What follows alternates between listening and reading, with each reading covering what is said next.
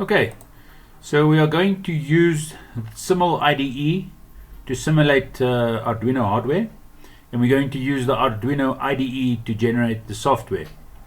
Then we're going to load that code generated on the IDE software and put it on the hardware and run that. So I'm going to start with SimulIDE.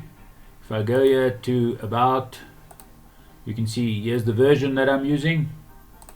If I go to the left on my component selection, if you go down, you will see here the Arduino boards. The first one, Arduino Uno. I click, hold in and drag, and if you want to increase the size, we can go to zoom to fit.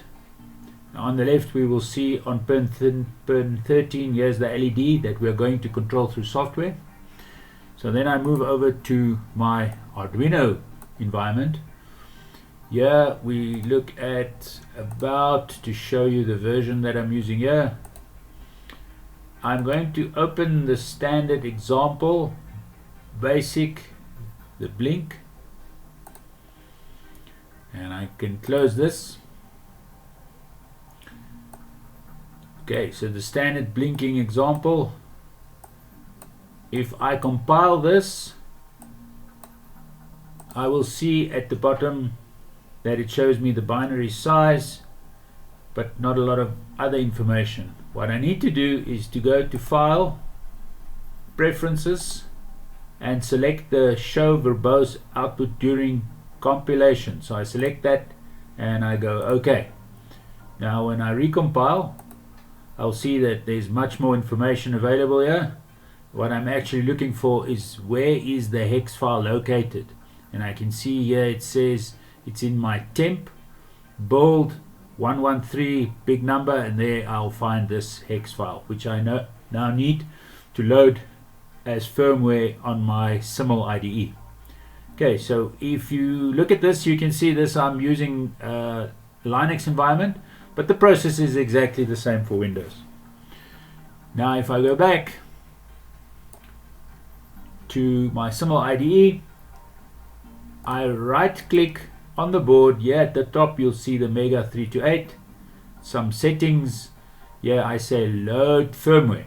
If I click load firmware, it's going to ask me for the location of where the firmware is. So I need to go to the temp directory, which is over here. 113 is what I'm looking for.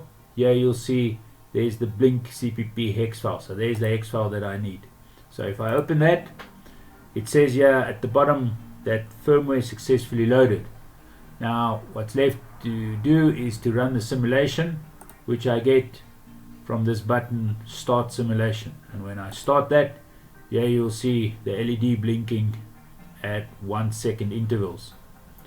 If I want to update the software, I stop and I bring back my Arduino IDE. I'm just going to change the intervals between the blinking to something shorter so it flashes faster. I'm recompiling, no errors, which is good. Minimize. Now if you don't want to say reload this firmware every time, what we can do is we can go here and go to Properties.